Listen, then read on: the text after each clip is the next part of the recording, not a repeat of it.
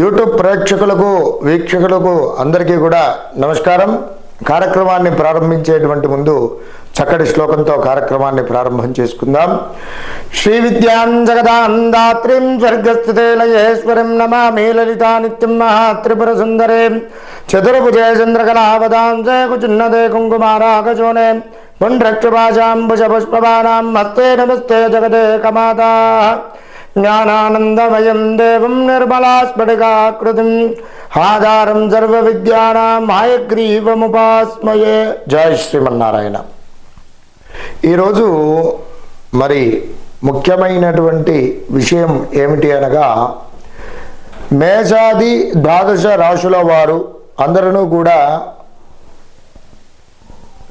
ముఖ్యంగా బంగారం విషయంలో, అంటే తాకట్టులో ఉన్నటువంటి బంగారం అతి శీఘ్రంగా విడిపించుకోవడానికి, అలాగే బంగారం కొనుక్కోవడానికి, అలాగే మంచి ధనాభివృద్ధి కలగడానికి, మరి అలాగే విశేషంగా మంచి పేరు ప్రఖ్యాతులు సంపాదించుకోవడానికి, అలాగే కాలము ధనము వృధా కాకుండా ఉండుటకు, మరి అలాగే మన ఇంట్లో పోయినటువంటి వస్తువులు కానివ్వండి, వ్యక్తులు కానివ్వండి, అతి శీఘ్రంగా మనకు సంప్రాప్తించడానికి తగు నివారణోపాయాలు, మరి మీరు పాటించవలసినటువంటి నియమాలు ఏమిటి, ఏ దేవతను ఆరాధన చేసుకుంటే మీకు విశేషంగా ఈ విషయాలలో మంచి అభివృద్ధి కలుగుతుంది, తాకట్టులో ఉన్నటువంటి బంగారం ఎలా త్వరగా విడిపించుకుంటారు, అలాగే బంగారం కొనుగోలు చేయడం కానివ్వండి, మరి మంచి ధనాభివృద్ధి కలగడానికి కానివ్వండి, విశేషంగా మరి మంచి పేరు ప్రఖ్యాతులు సంపాదించుకోవడానికి పరిహార మార్గాలు, దేవతారాధన ఏవి చేసుకుంటే మీకు బాగా ఉపకరిస్తాయి అనేటువంటి విషయాలలో ఈరోజు వీడియో ప్రారంభం చేసుకుంటున్నాము.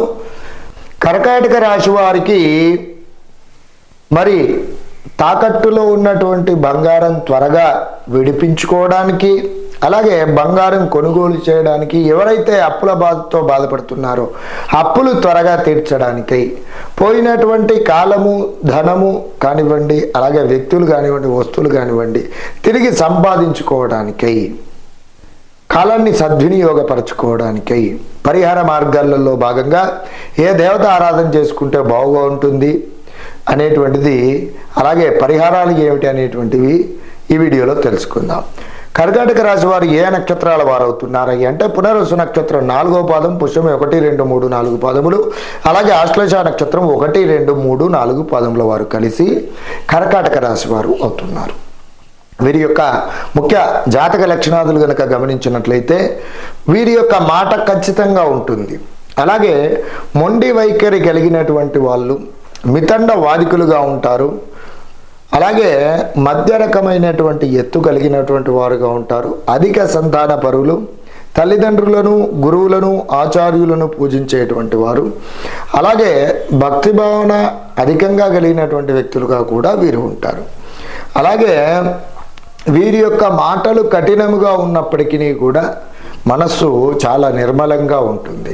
అలాగే వీరు ఎంతగానైతే ప్రేమిస్తారో వ్యక్తిని, అలాగే ద్వేషించినట్లయితే భరించరానిది, అలాగే వీరి యొక్క కోపం కూడా భరించలేని విధంగా ఉంటుంది. ప్రేమిస్తే అంత చాలా భరించలేని విధంగా, అలాగే కోపం కూడా భరించలేని విధంగా ఉంటుంది.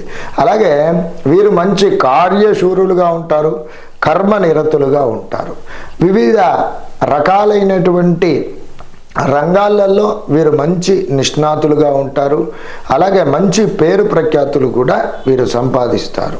ఇక ఈ కర్కాటక రాశి వారికి ఏమిటి, ముఖ్యంగా బంగారం కొనుక్కోవడానికై, బంగారం విడిపించడానికై, మరి కాలాన్ని సద్వినియోగపరచుకోవడానికై, అప్పులు త్వరగా తీర్చడానికై, పేరు ప్రఖ్యాతులు సంపాదించుకోవడానికై విశేషంగా ఈ కర్కాటక రాశి వారు ఏం చేసుకోవాలయ్యా అంటే, ముఖ్యంగా కర్కాటక రాశినాథుడైనటువంటి రాష్ట్రాధిపతి అయినటువంటి చంద్రగ్రహాన్ని విశేషంగా ఆరాధన చేసుకోవాలి.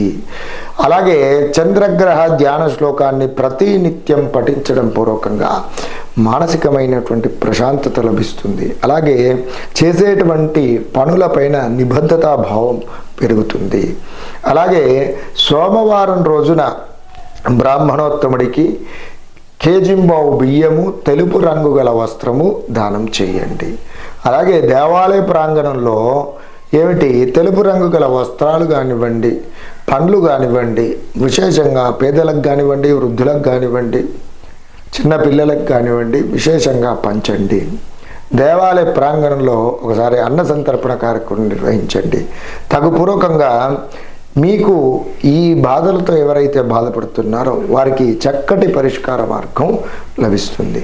దాంతో పూర్వకంగా అనగా ఈ కర్కాటక రాశి వారు ప్రతినిత్యము కూడా అనుసంధించవలసినటువంటి నామజపం గనక చూసుకున్నట్లయితే ఓం నమో నారాయణాయ నమః అనేటువంటి నామాన్ని కూడా ప్రతినిత్యము 27 సార్లు పఠించండి.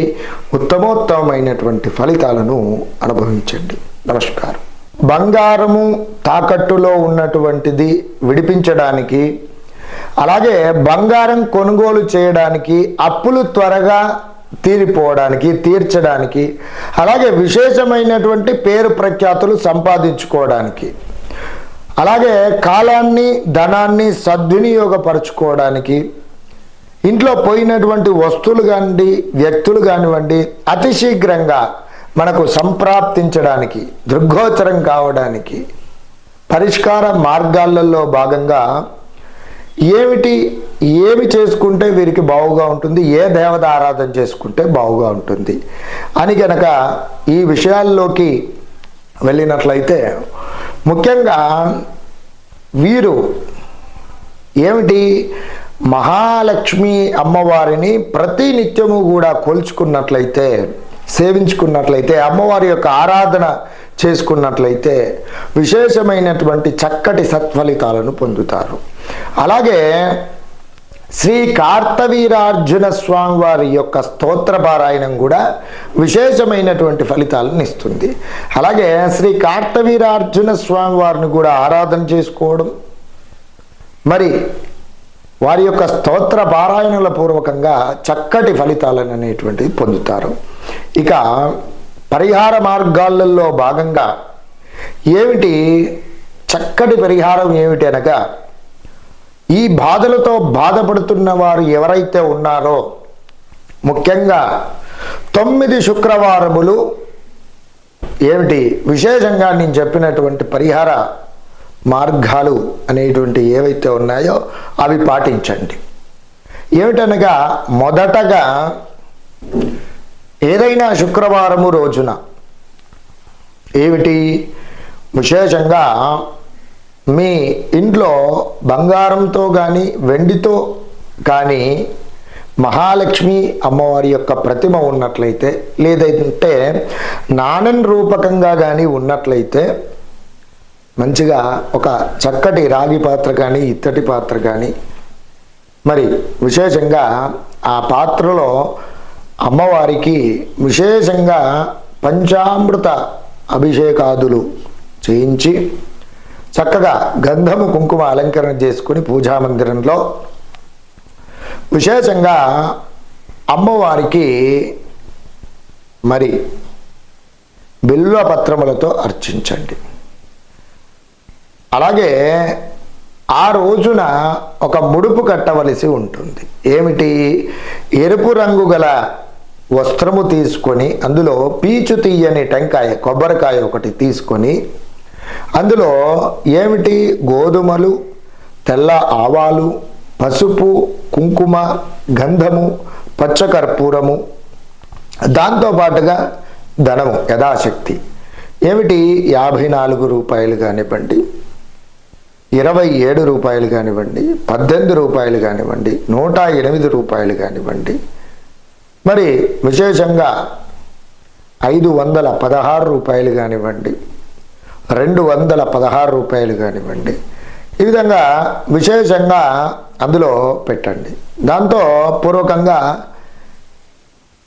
తృణమాత్రము బంగారం రేకు కానివ్వండి, చిన్న ఇసుమంత బంగారం అందులో వేసి యథాశక్తిగా ముడుపు కట్టండి. చక్కగా కట్టి గంధము కుంకుమతో అలంకరణ చేసి, ఇప్పుడు అమ్మవారి యొక్క అభిషేకం చేసుకున్నటువంటి విగ్రహం ఉంది కదా, అక్కడ బిల్వా పత్రాలతో అర్చించి పెట్టుకున్నారు కదా, అక్కడే ఒక పక్కన భద్రపరచండి.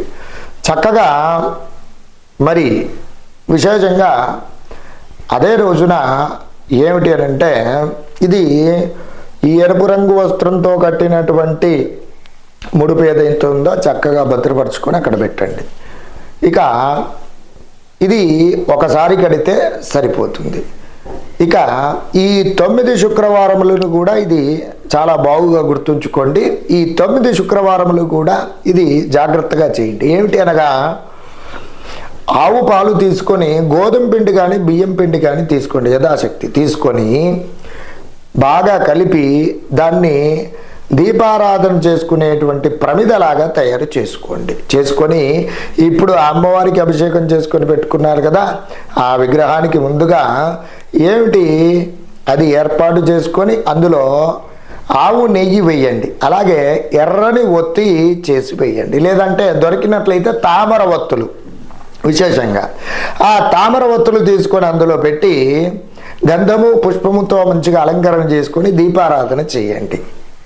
మరి ఆ విధంగా చేసి విశేషంగా 18 పర్యాయములు లేదా 9 సార్లైనా సరే మంచి విశేషంగా శంకరాకృత విరచితమైనటువంటి కనకదార స్తోత్రము పారాయణ చేయండి. 9 పర్యాయములు కానివ్వండి, 18 పర్యాయములు కానివ్వండి, విశేషంగా కనకదార స్తోత్రము పారాయణం చేసి శ్రీ సూక్తం కూడా పారాయణం చేయండి. చేసి అమ్మవారికి విశేషంగా అక్కడ కుంకుమార్చన చేయడం, అమ్మవారికి బిల్వ పత్రాలు సమర్పించడం, అలాగే ఎర్ర మందార పూలు కానివ్వండి, ఎర్ర గులాబీ పూలు కానివ్వండి, మరి విశేషంగా కమల పుష్పాలు కానివ్వండి అమ్మవారికి సమర్పించండి. ధూపము దీపము యథాశక్తి అమ్మవారికి కూడా ప్రీతికరమైనటువంటి వస్త్రాలు సమర్పించండి. ఎర్రటి వస్త్రాలు, ఎర్రటి గాజులు, అలాగే విశేషంగా తాంబూలము, మరి పండ్లు ఎర్రటివి సమర్పించి నివేదన చేసి ఆ రోజు నివేదనగా పాలు పచ్చకర్పూరము తేనె కలిపి నివేదన చెయ్యండి. చేసి విశేషంగా ఇక నీరాజన మంత్రపుష్పము చేసేసి చక్కగా తీర్థం తీసుకోండి. అలాగే యథావిధిగా ఈ 9 శుక్రవారములను కూడా మధుమాంస భక్షణ చేయరాదు. అలాగే విశేషంగా అల్లము వెల్లుల్లి వాడనటువంటి పదార్థాలు సేవించడము, మరి ఏకభుక్తం చేయడం పూర్వకంగా తప్పకుండా మహాలక్ష్మి అమ్మవారి యొక్క అనుగ్రహం అనేటువంటిది లభిస్తుంది. అలాగే ఇంకా ఈ వీలైతే ప్రతి నిత్యము కూడా ఇంట్లో అనగా రాళ్ళ ఉప్పుతో నీళ్ళలో వేసి చక్కగా ఇల్లు తొడవండి ప్రతినిత్యం. అలాగే ఇంట్లో ప్రతినిత్యము కూడా లేదంటే ప్రతి శుక్రవారమైనా సరే వీలైతే ప్రతిరోజు వేసుకున్నా చాలా మంచిది. పచ్చకర్పూరంతో ధూపం వేయండి ఇంట్లో. దీనివల్ల ఇంట్లో ఉన్నటువంటి నెగిటివ్ ఎనర్జీ బయటికి వెళ్ళిపోయి చక్కటి ప్రశాంతమైనటువంటి అనుకూలమైనటువంటి వాతావరణం ఏర్పడుతుంది. ఇక దీంతో పూర్వకంగా ఈ 9 శుక్రవారాలలో విశేషంగా బ్రాహ్మణులకు కానివ్వండి, పేదలకు కానివ్వండి, వృద్ధులకు కానివ్వండి ఎరుపు రంగు వస్త్రాలు, పళ్ళు దానం చేయండి. అలాగే మహాలక్ష్మి అమ్మవారి యొక్క దేవాలయంలో ఒకసారి అన్న సంతర్పణ కార్యక్రమం నిర్వహించండి. అలాగే ఈ 9 శుక్రవారములు కూడా ఈ విధంగా ఇంట్లో పూజ చేసుకుంటూ కనకదార స్తోత్ర పారాయణం, శ్రీ సూక్త పారాయణం చేసుకుంటూ కూడా మహాలక్ష్మి అమ్మవారి యొక్క దేవాలయ సందర్శన చేసుకోండి. అలాగే ఈ విధంగా మరి అమ్మవారి యొక్క దేవాలయంలో తమకు తోచిన విధంగా పేదలకు, వృద్ధులకు మరి విశేషమైనటువంటి దాన ధర్మాదులు చేయండి. ఈ విధంగా చేసుకున్నట్లయితే చక్కగా ఆ మహాలక్ష్మి అమ్మవారి యొక్క అనుగ్రహం అనేటువంటి తప్పకుండా లభిస్తుంది. తగుపూర్వకంగా విశేషమైనటువంటి ఫలితాలను తప్పకుండా అనుభవిస్తారు. దాంతోపాటుగా ప్రతి శుక్రవారమును కూడా మహాలక్ష్మి అమ్మవారి యొక్క నామజపం చేసుకోవాల్సి ఉంటుంది. అది ఏమిటి? చక్కగా ఓం శ్రీం శ్రీ కమలవాసిన్యై నమః, ఓం శ్రీం శ్రీ కమలవాసిన్యై నమః. ప్రతి నిత్యము కూడా 108 సార్లు చేసుకోవడం ఉత్తమం. లేదంటే ఈ 9 శుక్రవారములు కూడా ఎవరైతే పూజ చేస్తున్నారో చక్కగా కనీసం ఆ శుక్రవారం రోజునైనా సరే ఈ యొక్క నామాన్ని 108 సార్లు పఠించండి. దాంతో పూర్వకంగా శ్రీ కార్తవీరార్జున స్వామి వారి యొక్క నామజపం కూడా జపించండి. ఏమిటి అనగా సుమంతో సుమంతో శ్రీ కార్తవీర్యార్జునాయ నమః. మరొక మారు చెప్తున్నాను, సుమంతో సుమంతో శ్రీ కార్తవీర్యార్జునాయ నమః అనేటువంటి నామాన్ని కూడా 108 సార్లు జపించండి. చక్కటి ఫలితాలను పొందండి. సర్వే జన సుఖినో భవంతు. నమస్కారం.